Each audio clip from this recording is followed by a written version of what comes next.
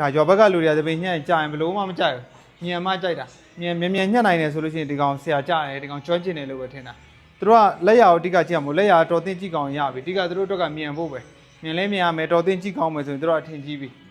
နော်အခုနလည်းကအရန်ကြာနေတယ်ထမဆက်တင်တဲ့ guideline ပေးတယ် fake တွေညှက်ပေးတယ်ဆိုလို့ရှိရင်ကြာလို့ကိုသူတို့ကမကြိုက်တာလက်ရဘလောက်ကောင်းကောင်းနော်အဲ့တော့ဆရာတို့ကသူ့နေရာနဲ့သူတောင်းသုံးပေးရမယ်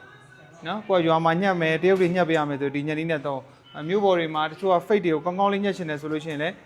fake ညက်တဲ့နည်းလေးနဲ့ညှက်ပေးတပင်ညက်ဆရာဆိုတာနှေးအောင်လည်းညှက်တတ်ရမယ်မြန်အောင်လည်းညှက်တတ်ရမယ်တချို့ကအနည်းပဲညှက်တတ်တယ်အမြန်မညှက်တတ်ဘူးဆိုရင်လည်းအဆင်မပြေဘူးတချို့ကအမြန်ပဲညှက်တတ်တယ်အနည်းမညှက်တတ်ဘူးဆိုလို့ရှိရင်လည်းအဆင်မပြေဘူးတချို့လူတွေကြတော့ဘယ်လိုတွေးလဲဆိုလို့ရှိရင်သူ့တပင်ကိုမြန်ညှက်ပေးတယ်ဆိုလို့ရှိရင်ဒီကောင်ငါ့ကိုစေတနာထားပြီးလုံးမပေးဘူးထင်တာတေချာညှက်မပေးဘူးပေါ့ကွာငါ့ကိုတေချာလုံးမပေးဘူးပေါ့အဲ့လိုထင်တာ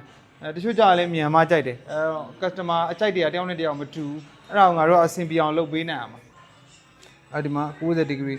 view လေးကမြောက်တယ်ဆိုမှမြောက်မယ်နော် vertical ပေါ့နော်ဒီလိုလေးပဲဒီနေတော့ဒီနေတော့ဒီနေတော့တနည်းအား3ချက်နော်ဒီနေရာမှာနေရွက်အလယ်ထိသွားလိုက်ဒီနေရာမှာတကြောနဲ့မပြည့်သေးရင်နောက်တစ်ကြောထပ်သွားပေးမယ်နော်ဒီမှာじゃအောက်ချုပ်လည်းကန်းနဲ့မထိုးတော့ကလစ်ပါအဖွင့်ပိတ်နေပဲဆက်ချလိုက်တရုတ်တွေလိုချင်တဲ့အပြောင်ဆိုအဲ့ဒါပဲနော်ရွာဘက်ကလူတွေလိုချင်တဲ့အပြောင်ဆိုအဲ့ဒါပဲမြန်လဲမြန်မယ်ပြောင်လဲပြောင်အောင်ပဲပေါ့ကွာနော်ဒီလိုကလော်ပြီးတော့ခတ်တင်လိုက်မယ်ဒီမြင်းထိတ်တွေပေါ့နော်ဒီမှာဒီညေတော့ကလစ်ပါအဲ့လိုကလော်တဲ့ခါမှာခတ်တဲ့ခါမှာရှေ့ဝိတ်နောက်ဝိတ်မြောင်ခလေလောက်ကဖမ်းကင်နော်ကင်ပြီးတော့မှဒီလက်ကောက်ဝိတ်ကမယ်ထလားဆွဲမြောက်သွားတာ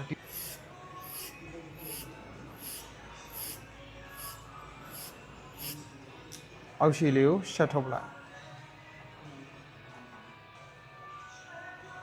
လက်မောင်းမှာဆိုပိုတိတာရတလားဒီလိုလေးဒီလိုဒုံးတိမထားခဲ့နဲ့နော်